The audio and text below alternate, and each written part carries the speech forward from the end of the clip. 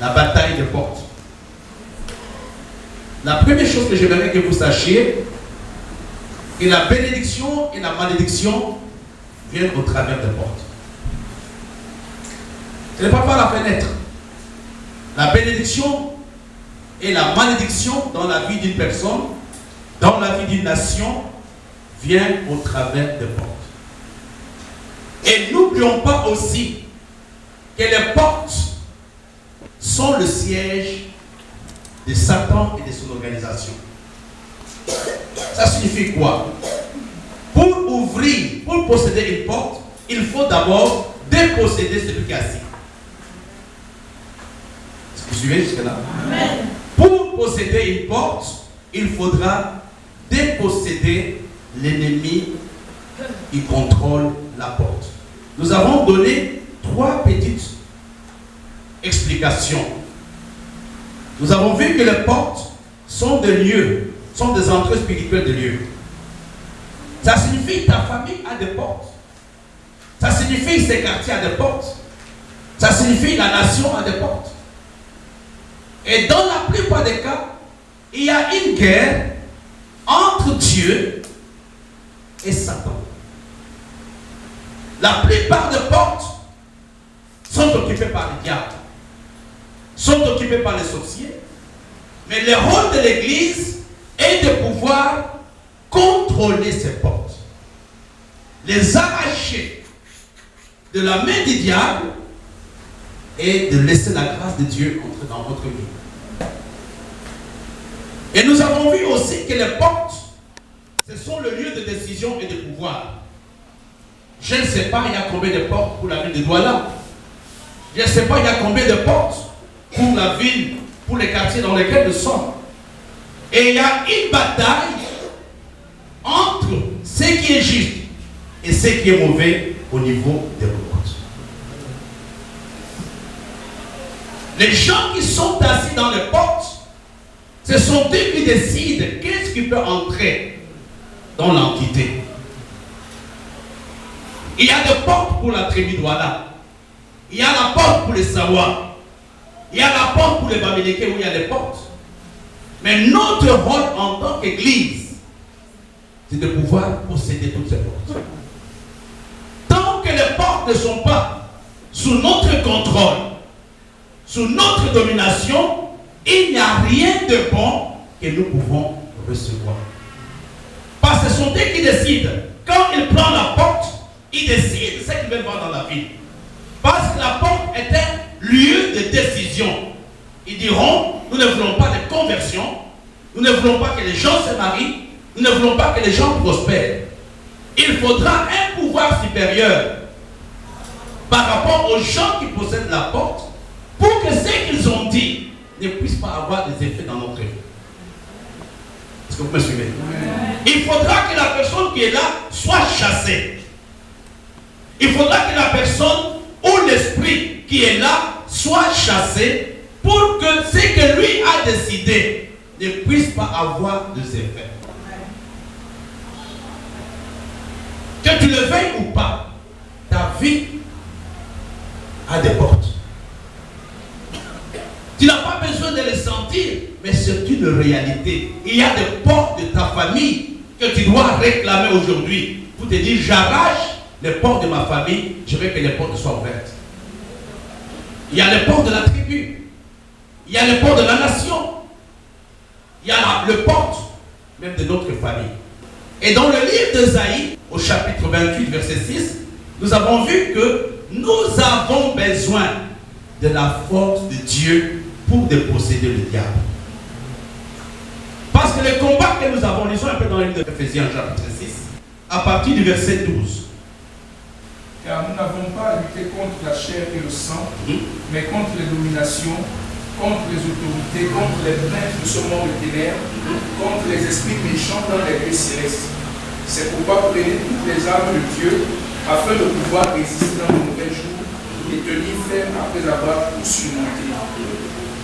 Tenez donc ferme, ayez à vos mains la ceinture de vérité, revêtez la cuirasse de la justice, mettez pour chaussures à vos pieds le zèle dans l'évangile de paix, Par-dessus tout cela, le bouclier de la foi, avec lequel vous pourrez éteindre tous les plans enflammés du malin. Prenez aussi le casque du salut et l'épée de l'esprit qui est la parole de Dieu. Faites en tout temps par l'esprit toutes sortes de prières et de supplications. Veillez cela avec une entière persévérance et priez pour tous les saints. Mais, frères et sœurs, quand nous parlons de la bataille à la porte, ce n'est pas un simple slogan. Ce n'est pas une simple décision. C'est vraiment un véritable combat. C'est une bataille contre le diable et son organisation. Et comment nous allons combattre le diable? C'est en utilisant les armes spirituelles que nous venons de voir. Là, c'est un autre sujet. Pour que la porte soit libérée, l'homme doit utiliser l'arme spirituelle. Et le texte que le pasteur nous a donné énumère les différentes armes.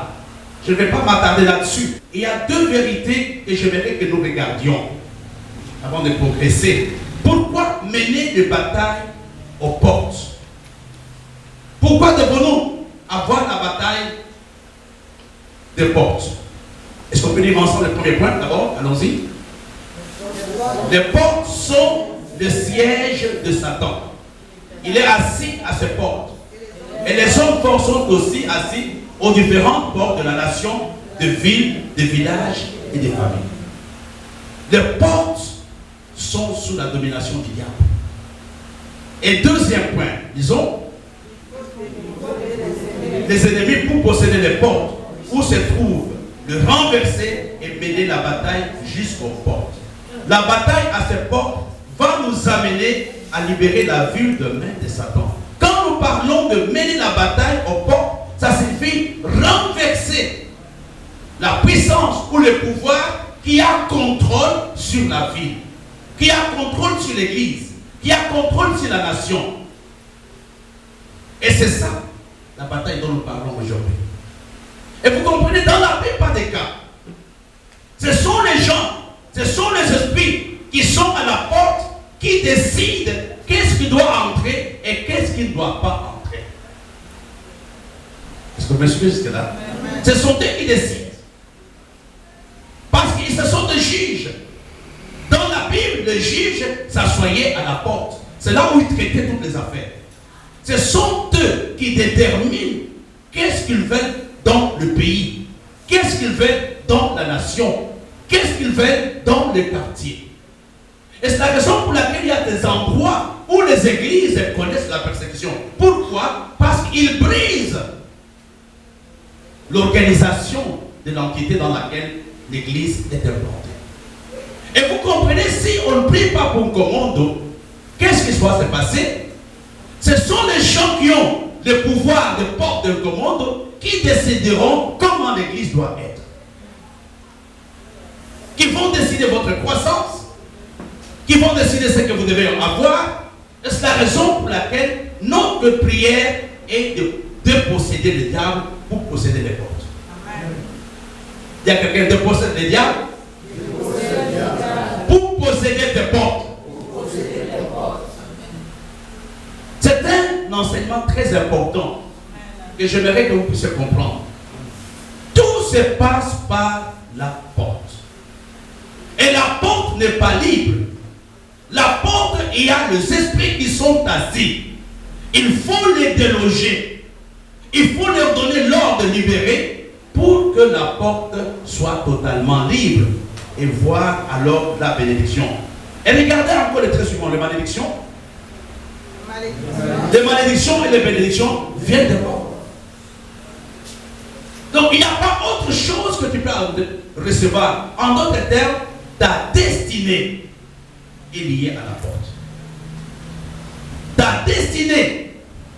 Vous savez, ce n'est pas l'endroit dans lequel tu es qui influence ta vie. Tu peux être en Amérique, mais si les portes de ta famille ne sont pas contrôlées, ne sont pas encore libres, quel que soit l'endroit où tu peux te trouver, tu auras la même réalité que de ton frère ou de ta cousine qui est en Inde ou en Asie. Nous devons dire, Seigneur, nous revendiquons les portes. Ce n'est pas pour rien que Dieu dit, disons un texte, on va revenir encore là-dessus. Allons dans Ésaïe. Ésaïe 45, verset 1 jusqu'au verset 3. Il dit, c'est l'onction de Dieu en toi qui va t'aider à posséder tes portes. Il dit ceci, je tiens le roi Cyrus, qui a mon onction, et l'onction qu'il a va l'aider à ouvrir les portes des nations. C'est l'onction, c'est l'Esprit de Dieu, c'est la puissance de Dieu en toi qui va pouvoir t'aider à ouvrir les portes. C'est clair? Amen. À ouvrir les portes. Et si Dieu s'engage lui-même, il connaît un peu la capacité de Cyrus, il dit qu'il ne peut pas. Il dit, moi Dieu, je vais donner l'onction à l'église. Je vais donner l'onction à Thérèse. Et avec l'onction qu'il aura, il va ouvrir les portes et ainsi avoir accès à l'héritage, avoir accès à la richesse que j'ai prévue pour elle. Est-ce que vous suivez jusque-là? Donc vous comprenez que la bataille à la porte se fait grâce aux armes spirituelles, elle se fait grâce à l'onction de Dieu que nous avons. Sans l'onction de Dieu, sans l'Esprit de Dieu, c'est un temps perdu. Et il y a des choses que tu ne peux pas avoir jusqu'à ce que tu déloges l'homme fort qui est assis dans les portes de ta vie. Tu dois les déloger. Tu dois les déloger. De loger l'homme fort qui est assis devant toi. Qui dit, dans cette église, personne ne va se marier. Qui dit, dans cette église, personne n'aura l'argent.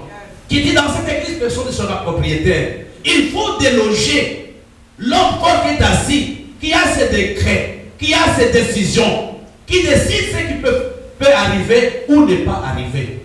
Il dit, les richesses des nations peuvent arriver seulement si les portes sont ouvertes. Est-ce que vous suivez jusque-là? Amen.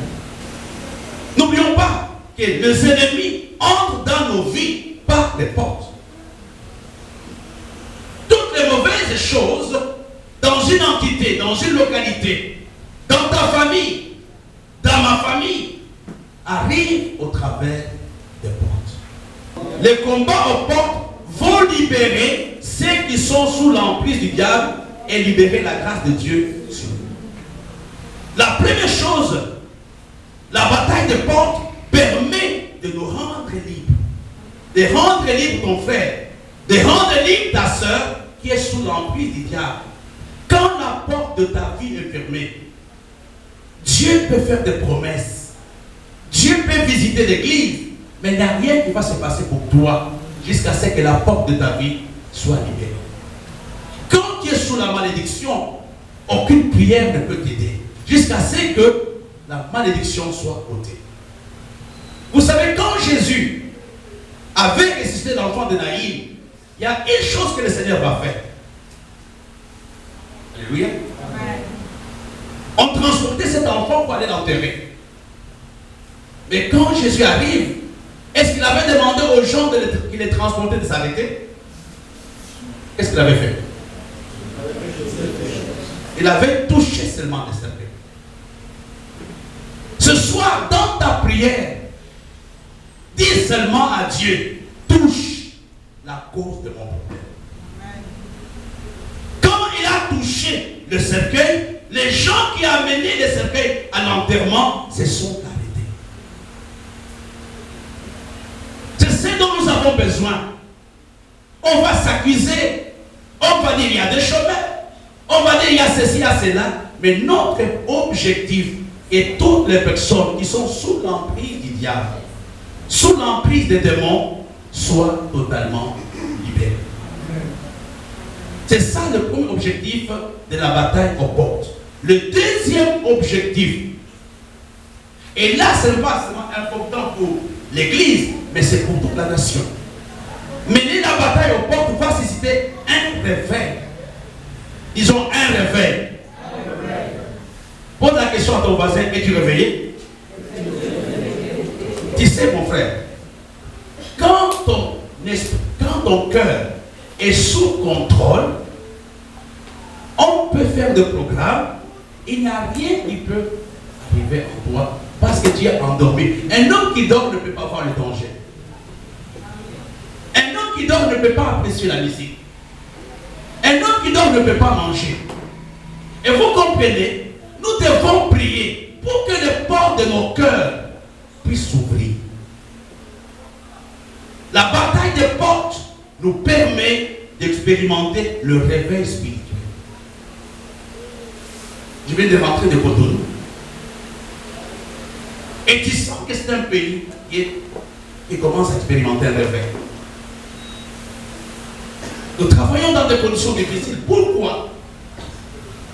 Parce que je sais que peut-être nous sommes au début du réveil, ou même que nous ne connaissons même pas c'est quoi le réveil. Et c'est la raison pour laquelle il y a négligence. Est-ce que la personne sait vraiment de quoi il est question? La bataille aux portes nous permet de susciter, de ramener le réveil dans une église, dans une nation, dans une famille. Mes frères et sœurs, un homme qui expérimente le réveil, un homme qui goûte qui est Dieu, il n'a rien qui peut l'amener à lâcher Dieu.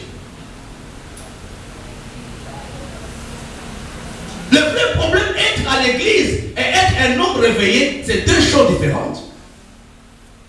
Tu peux être à l'église, mais un homme endormi ou une femme endormie, un simple religieux, qui vient au programme. Pourquoi? Parce que les portes de ton cœur ne sont pas encore ouvertes à la présence de Dieu. Et le Seigneur lui-même le dit, je me tiens à la porte, je frappe. Si quelqu'un entend, il ouvre. Et vous comprenez, la prière que nous faisons, elle est là aussi pour amener le cœur froid, le cœur qui sont loin de Dieu, le cœur qui se sont endormis, de se réveiller.